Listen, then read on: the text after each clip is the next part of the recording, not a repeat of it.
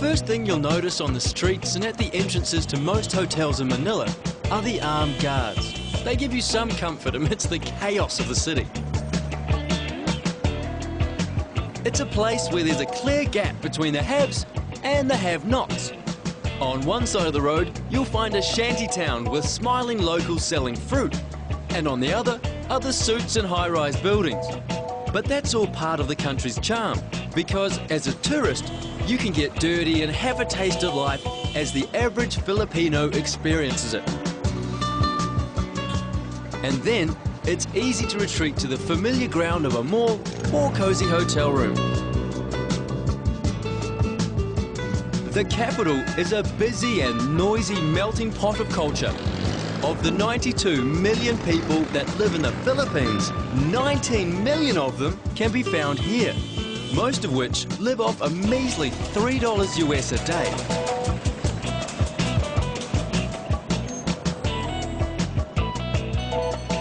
The hustle and bustle of the traffic is constant, and at times it can seem a bit frenzied, but there's method in the madness of the streets.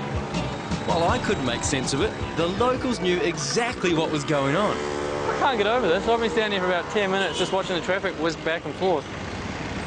No one's hit anyone, no one's shouting, everyone's just tooting politely to say they're going, they're not going. It was great.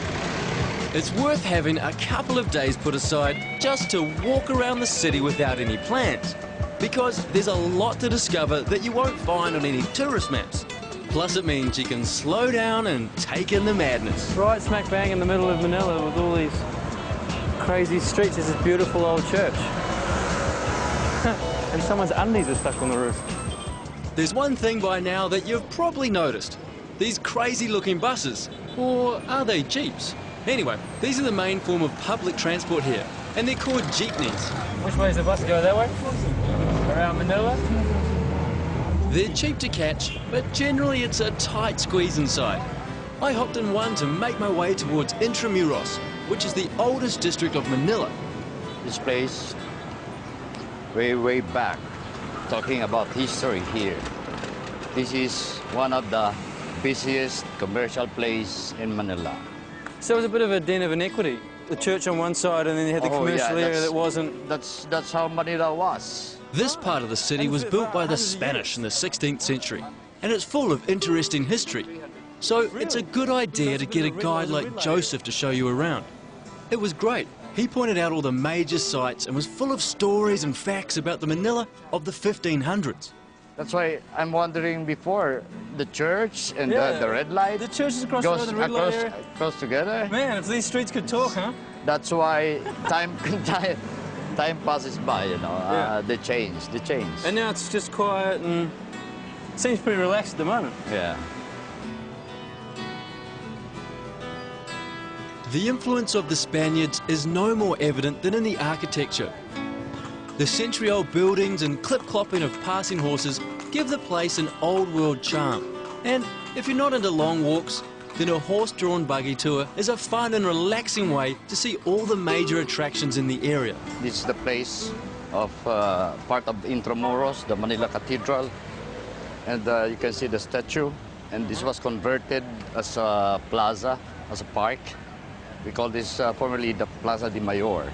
So what's significant about the cathedral? All right, cathedral is one of the big part of the church.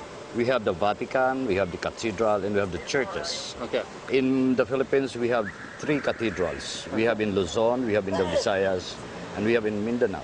Right. But in Manila, this is one of the famous cathedral. This is the biggest one? The biggest one, where the rich and famous officiate their marriages. It's very beautiful. Yeah, it's huge. It's been around for almost 400 years. I never knew the Philippines was that old. Yeah, it's too old, especially when it comes to the religion for the Roman Catholic. Oh, yeah. Yeah.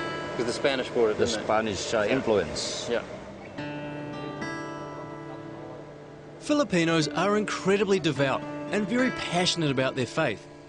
90% of the population are Christian, and of those, 80% are Roman Catholic, making it the most Christian nation in Asia. Throughout Manila, there are several magnificent churches with origins dating as far back as the mid-1500s.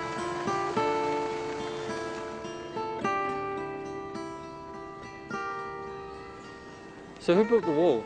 Okay, this wall was built by the Spaniards. When the Spanish came here from Cebu, they came to Manila and they took over the governance of the Philippines. Right. For 335 years. They governed the whole place. So this place is more than 420 years. This is the main part of Intramuros, which in Latin means within the walls. In this case, there couldn't be a more appropriate name, because surrounding this once busy city centre are thick, high fortifications and moats. It was built late in the 16th century to protect the seat of the Spanish government from native revolts and raiding Chinese pirates. Another interesting thing about Intramuros is that at the end of World War II, the Americans and Filipino troops shelled it and Manila while trying to flush out hiding Japanese soldiers. It left Intramuros in ruins. But the people of the Philippines recognized the site's significance and restored it. Though, if you look hard enough, you can still see some evidence of the shelling. Wow, This used to be a museum, a theater, I think.